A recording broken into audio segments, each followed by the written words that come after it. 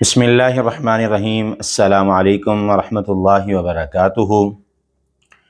Programme ہے اسلامی معلومات، اسلامی گائیڈنس، نئے ایپیسوڈ کے ساتھ حاضر خدمت ہوں۔ آج کے اس پروگرام میں ہم بات کریں گے غسل جنابت کے حوالہ سے۔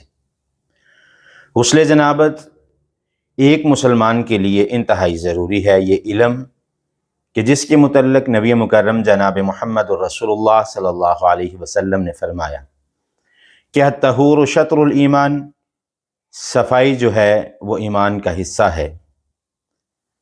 ناظرین اکرام، غسل جنابت اس وقت واجب ہوتا ہے جب انسان کسی نوجوان کو، کسی کو احتلام ہو جائے، یا مباشرت کے بعد، میاں بیوی کی ملاقات کے بعد جو ہے یہ غسل جنابت جو ہے واجب ہو جاتا ہے۔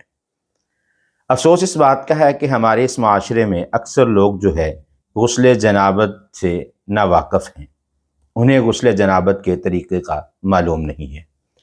تو بات کرتے ہیں غسل جنابت کے طریقہ کے حوالے سے۔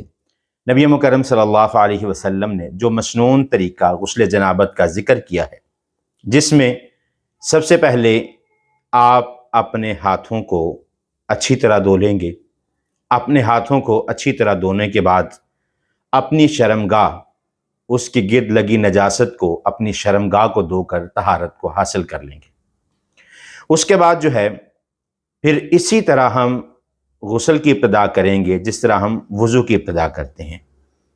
پہلے اپنے دائیں ہاتھ کو دھوئیں گے، پھر بائیں ہاتھ کو دھوئیں گے، انگلیوں کے درمیان خلال کریں گے تاکہ انگلیوں کے درمیان یہ جو حصے ہیں یہ خشک نہ رہ جائیں۔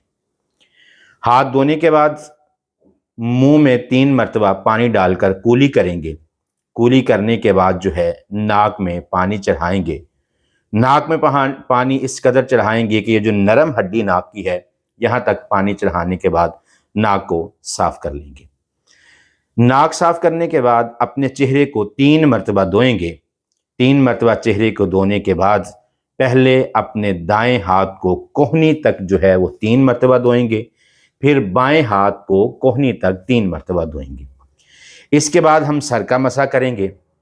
سر کا مسح کرنے کے بعد یہ تو ہمارا وضو کی وہ ابتدائی چیزیں ہیں جو ہم وضو کے لیے، نماز کے لیے جو طہارت حاصل کرتے ہیں، جو نماز کے لیے وضو کی شرط ہے، مسح تک ہم ویسے ہی وضو کریں گے۔ اس کے بعد 3 چلو پانی کے اپنے سر میں بہائیں گے، انگلیوں کے ساتھ خلال کریں گے تاکہ بالوں کی کوئی جڑ جو ہے وہ خشک نہ رہ جائے۔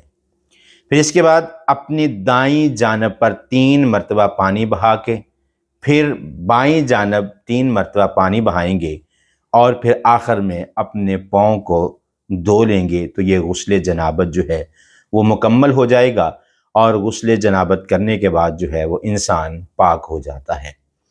اب چند مسائل، اگر عورت ہے تو اگر کسی عورت نے اتنے گھنے بال ہیں کہ اس نے اس کی چھوٹی چھوٹی میڈیاں کر رکھی ہیں، تو اگر وہ کھولنا اور دوبارہ ان کو بنانا اس کے لیے مشکل ہے، تو وہ پانی اس قدر سر میں بہا لے کہ اسے اطمینان ہو جائے، یقین ہو جائے کہ سر کے بال جو ہیں وہ تر ہو چکے ہیں۔ تو یہ غسل کا مختصر طریقہ تھا۔ اللہ سے دعا کرتے ہیں کہ اللہ ہمیں اس پر عمل کرنے کی توفیق عطا فرمائے۔